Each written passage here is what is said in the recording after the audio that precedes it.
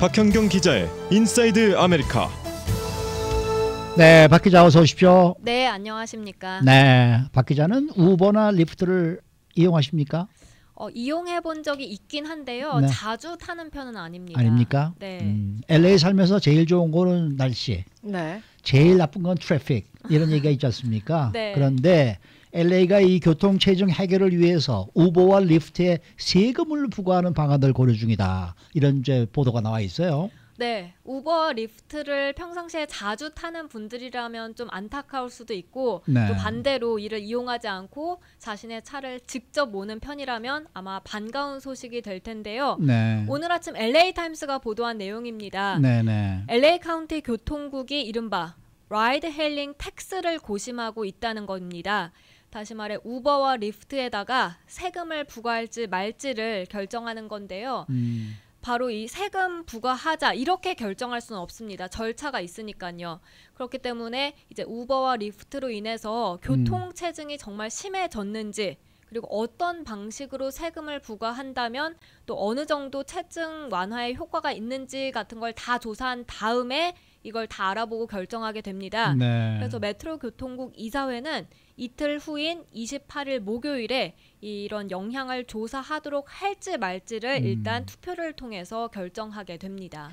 자, LA 교통국인데 이런 조사를 진행하고 또 우버와 리프트에 세금을 매기려고 생각하는 것 자체가 네. 이 두 시스템이 교통체증을 유발한다 이렇게 생각하기 때문 아니겠습니까? 맞습니다. 우버와 리프트가 많이 이용되고 난 후에 이 교통체증이 심해졌다라고 피부로 느끼는 운전자들 아마 많으실 텐데요. 실제로 그런 보고서가 나왔습니다. 네네. 샌프란시스코 카운티 교통국이 지난 2010년 11월부터 12월 그러니까 그때 당시에는 우버와 리프트가 이용되기 전이었죠. 네네. 그리고 6년 후인 2016년 11월과 12월 우버와 리프트가 이용될 때 이 둘의 데이터를 비교 분석한 결과 우버와 리프트가 샌프란시스코에서 교통체증 심화에 50% 기여했다고 분석했습니다. 50%나. 특히 교통체증 심화는 이제 밤 시간대 더욱 두드러지게 나타났는데요. 네. 오후 6시 30분부터 새벽 3시까지 시속 4마일 이상 속력이 감소했는데 이게 이 차량 공유 서비스가 여기에 69%나 기여한 것으로 조사됐습니다. 근데 이 시간대 그럴 수밖에 없는 게 음주하는 시간대잖아요. 맞아요. 예, 그러니까 심해지겠죠. 아니 근데 새벽에 말이죠. 뭐 우리가 이제 한 4시경에 이제 다 출근을 하지 않습니까? 여기 네네. 있는 분들은. 그런데 그 새벽 4시에 이 길거리에 차가 다니는 걸 보면은 대부분이 다 우버나 리프트 그 차들이더라고요. 그렇습니다. 그러니까 역시 네. 이것 때문에 트래픽이 좀 늘어났다는 거는 그게 맞는 얘기인 것 같기도 해요. 그렇게요. 한 뭐 4시 정도에는 다 주무실 시간이니까. 네. 그러니까 뭐 요즘 뭐 이 우버나 리프트 스티커 붙인 차들이 굉장히 많아요. 네, 확실히 LA 곳곳에서도 흔히 많이 볼 수 있는데요. 뭐 한인타운에서도 정말 많이 보입니다. 이 손님을 태우고 다니는 우버 리프트 차들도 많지만요. 사실 손님을 태우지 않고 그냥 빈 상태로 이제 손님을 태우기 위해서 그냥 빙빙 돌아다니는 그런 차들도 많습니다. 그래서 더 교통체증을 유발한다는 분석이고요.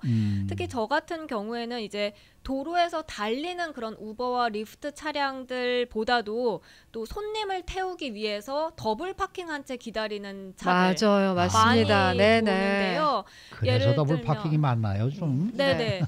더블 파킹한 차들 보면 거의 리프트나 우버 스티커가 많이 붙어 있더라고요. 네. 근데 타운에 이제 아파트 밀집된 곳들에 특히 보면 이제 더블 파킹해놓고 대기하는 그런 우버와 리프트 차들을 많이 볼 수 있습니다. 근데 그렇게 되면 도로가 넓지 않은 경우에는 이제 반대편 차들이 다 지나가고 난 다음에 그쪽으로 그렇죠, 가야 되다 그렇죠. 보니까 네네. 그 우버 리프트 차 뒤로 차들이 쭉 밀리는 경험을 많이 할 수 있고요. 또 기다리는 건 뭐 그렇게 기다릴 수 있다고 치는데 예를 들어서 이제 아파트 입구에서 나오려고 하는데 주차를 더블 파킹을 해놨다. 불법 주차를 해놨다 하면은 이제 뭐 옆에 차들이 오는지 안 오는지 확인하기가 되게 하기가 힘들더라고요. 힘들죠. 맞아요. 네, 네, 그래서 그럴 때 상당히 위험하다 느낄 때가 많았습니다. 맞아요. 뭐 지난해까지는 그렇게 심하지 않았던 것 같은데 저도 이제 주차장으로 들어갈 때 드라이브웨이가 있잖아요. 네. 거기다가 이제 불법 주차를 해놓은 그 이런 차량 공유 서비스 차들을 참 많이 봤어요. 맞습니다. 그래서 혼을 울려야지 비켜주고 이렇게 네. 하더라고요. 근데 이제 LA시 같은 경우에는 애초에 대중교통량을 좀 늘리겠다. 그래서 편의를 도모하겠다 했지만 이렇게 우버나 리프트가 늘어나니까 뭐 늘어날 생각은 안 하고 있는 것 같아요. 그 대중교통은. 네, 맞습니다. 그래서 이제 LA 교통국이 더더욱 우버와 리프트에 세금을 매기려 하는 걸 수 있는데요. LA 시정부는 사실 전철 노선을 많이 확장하고 있죠. 이 LA 한인타운에도 공사하고 있고요. 그렇게 대중교통에 수십억 달러를 쏟아붓고 있는데 그런데 이 대중교통 이용률을 보면 많이 줄어들었습니다. 지난 5년간 무려 20%가 급감했습니다. 네. 그리고 이게 이제 우버 리프트 때문일 것이다라고 분석을 하고 있는데요. 이런 조사 결과도 있었습니다. 지난해 전국 대도시에서 우버와 리프트 같은 차량 공유 서비스가 없었더라면 걸어 다녔거나 아니면 자전거를 타고 다녔거나 또는 대중교통을 이용했거나 그렇지도 않으면 그냥 집에 있었을 것이다 라고 얘기를 한 주민이 60%나 됐다는 겁니다. 이게 좀 무시 못하겠네. 그러니까요. 네. 그런데 이게 사실 우버와 리프트를 타는 게 사실은 싸서 타는 거 아니에요. 그렇죠? 네, 맞아요. 근데 대중교통 이용을 위해서 세금을 부과한다? 이건 좀 너무한 처사가 아닌가 이런 생각이 좀 들기도 하네요. 네, 그러니까 전체적으로 다 세금을 매기려는 건 아니고요. 이제 지금 나오는 얘기로는 카풀을 좀 유도하게 하거나 네. 아니면 대중교통을 이용하게끔 거기에 맞춰서 세금을 부과하는 쪽으로 기울고 있습니다. 그러니까 우버, 리프트가 저렴하다 보니까 사실 굳이 뭐 여러 명이 같이 타지 않고 혼자 타는 경우가 굉장히 많습니다. 네네. 그래서 이런 쪽을 겨냥한 겁니다. 예를 들면 이미 차량 공유 서비스에 수수료를 추가로 부과하는 도시들이 있는데요. 워싱턴 DC, 뉴욕 그리고 시카고 이들 대표적인 세 곳입니다. 부과하는 돈은 크게 두 가지. 세금과 수수료입니다. 네. 라이드 한 번마다 판매세 8.875%를 부과하기도 하고요.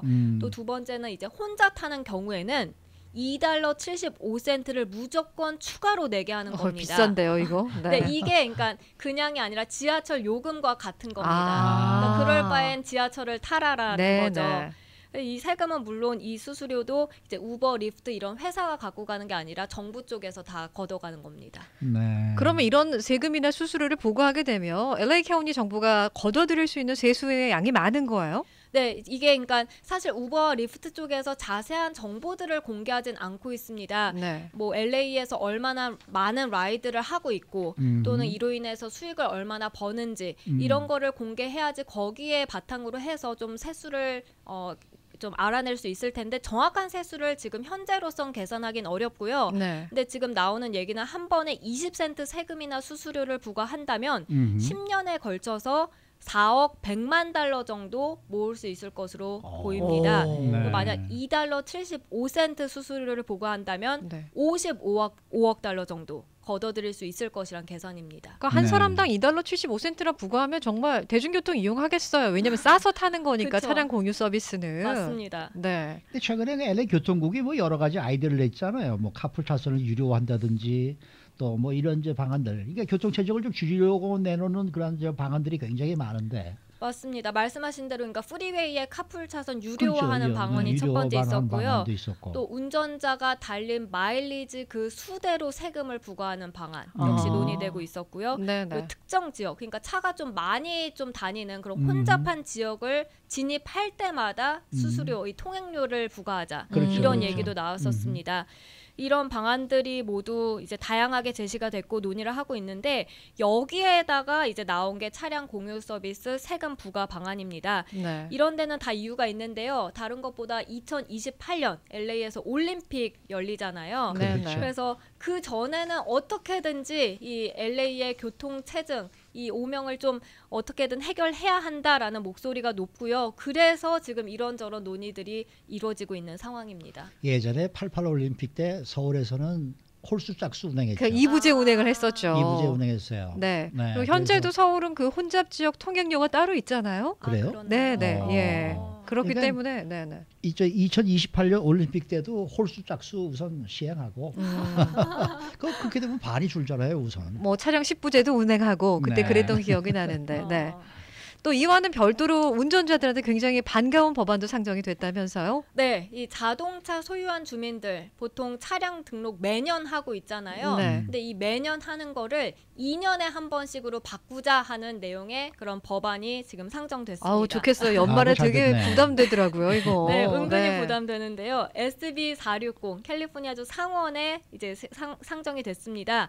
그리고 2년에 한 번 등록하는 것 외에도 불법으로 차를 판매하거나 했을 때 벌금을 $2,500 부과하자 이런 내용도 포함됐습니다. 그래서 만약에 통과가 돼서 시행이 되면 2020년 7월 1일부터 발효가 됩니다. 아, 내년부터네요. 그러면. 불법으로 차를 판매한다는 게 뭐예요? 대포차 얘기인가요? 글쎄요. 뭐 그걸 해보질 않아갖고 어떤 방법인지 모르겠는데 뭐 그런 방법들이 있나 보죠. 네. 한국에서는 왜 범죄에 항상 사용되는 게 이 대포차 아닙니까? 그렇죠. 대포 그런 것 통장, 때문에 대포차. 여기서 그런 걸 먼저 하는지도 모르죠. 네. 네, 수고 많으셨습니다. 네, 감사합니다. 네, 박현경 기자였습니다.